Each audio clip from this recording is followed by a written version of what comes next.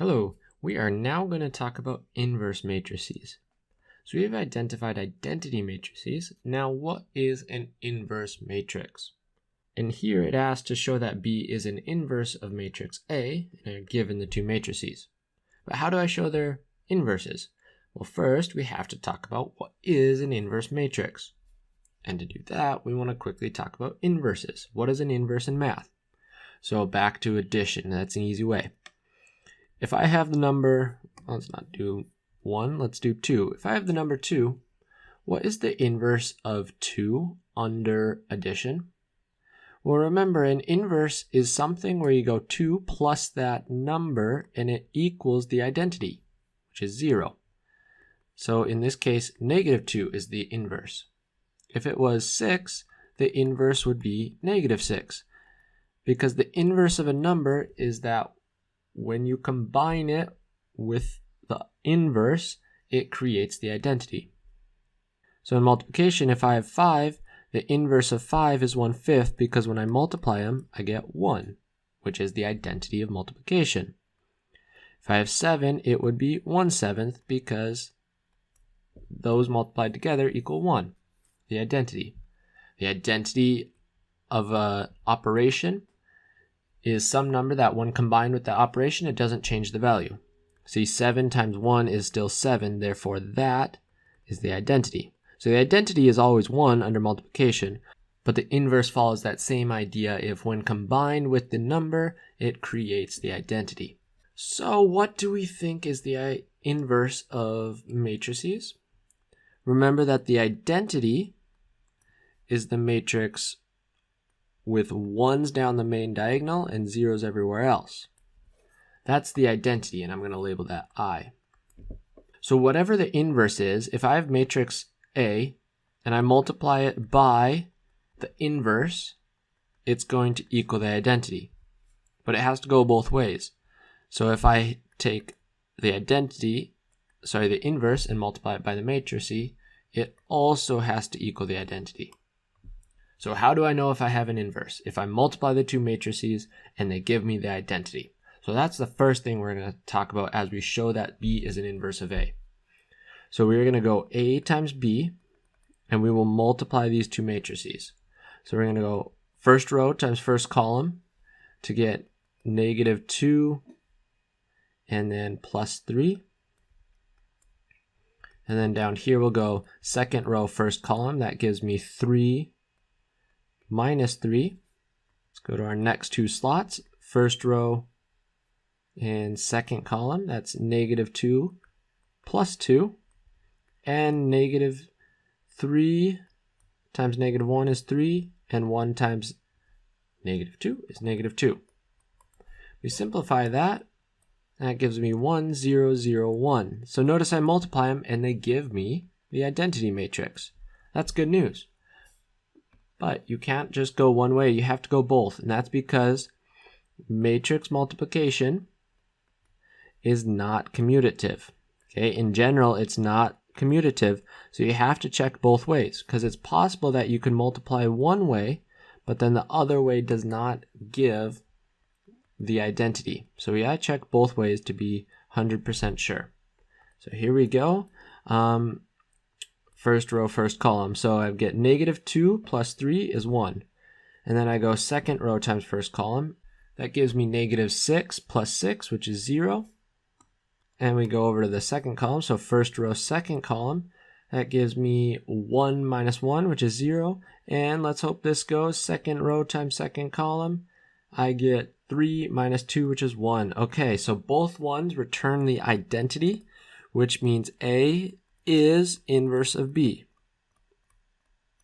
Or you could say B is inverse of A. It goes both ways with that relationship. Okay, so an inverse matrix is such that when you multiply a matrix and its inverse, it's going to return the identity. Now remember, identity matrices can only be square matrices. 2 by 2, or maybe 3 by 3. But they always have to be square, same number of rows as columns, which means inverse matrices are also always square. Okay, so an inverse has to be square, And it can be any size, 2 by 2, 3 by 3, 4 by 4. Today we're going to focus on the 2 by 2 matrix though. In fact, there's a nice formula to find the inverse matrix, and we're going to look at that next. Okay, so I have 3 matrices here, and we're going to try and find the inverses of them. Last time we checked if the 2 matrices are inverses. Now we're going to actually find the inverse. There is a general method for finding inverse matrices, and it involves attaching the identity matrix, using row operations to make the original matrix the identity, and then voila, there is your inverse matrix. But we'll talk about that in another video. For now, with a 2 by 2 matrix, there is a nice formula that you just run through and it gives you the inverse. So here it is. If you have a 2 by 2 matrix, A equals, and you put the entries A, B, C, D. The inverse is 1 divided by AD minus BC. So that is some scalar. That right there is a scalar. And then you flip the A and D, and you make the B and C negative.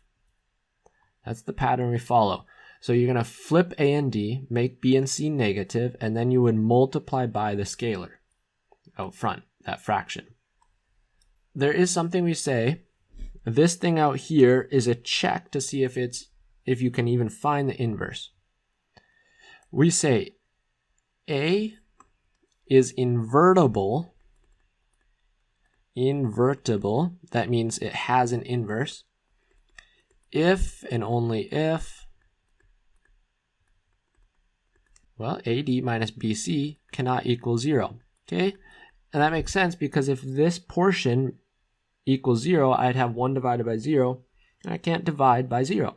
It'd create a problem. But this is actually a very important idea because checking if a matrix is invertible, if it has an inverse, is a very important thing in matrix operations. It tells a lot of information about what that matrix can do for you. So is invertible. And in fact, we call this number right here, the AD minus BC, the determinant, because it determines if an inverse exists or not. So we call it the determinant. Okay, let's run through this formula with a couple problems. So C is equal to that. So the inverse, C inverse, is equal to 1 over 6 minus 2. Okay, that's 3 times 2 minus negative 2 times negative 1. Times the matrix, switch A and D, and then switch the signs of B and C. This gives me 1 over 4 times the matrix. And now I distribute in my scalar. So I have 2/4, 1/4. A lot of the times, these inverse matrices are sort of messy, a lot of fractions. So I can just reduce these, give me 1/2, 1/4, 1/2, and 3/4. And that's the inverse, C inverse. I could check it by multiplying with this, and it should give me the identity matrix. Okay, let's try the second problem. Inverse of D. So D inverse is equal to 1 over 3 times 2 minus negative 6 times negative 1 is 6 times the matrix where I flip A and D and I change the sign of B and C. Now, maybe you saw this a step ahead of me, but what is 6 minus 6? It's 0. So my determinant, AD minus BC, is equal to 0. So that means there is no inverse. The inverse does not exist. We could say matrix D is not invertible. Okay, so we just have to stop there. All right, let's find the inverse of M. So M inverse is equal to 1 over 5 times 4 minus negative 1 times 3 is negative 3. Now the matrix, flip A and D, change the sign of B and C. So that's 1 over 23. So we got a real odd fraction for us this time. 4, 1, negative 3, 5. And distribute in the fraction. So 4 over 23. Real messy this time. But that's okay. That's okay. This will work out to give us the identity if we multiply it with original M. And there we go. That's the inverse matrix. So with a 2 by 2, It's pretty easy to find the inverse because you can just run through our formula right here. So you just want to know that formula for a 2x2 inverse. For a 3x3 or bigger, we will talk about the process that works to find that inverse. It's a little more involved than this one.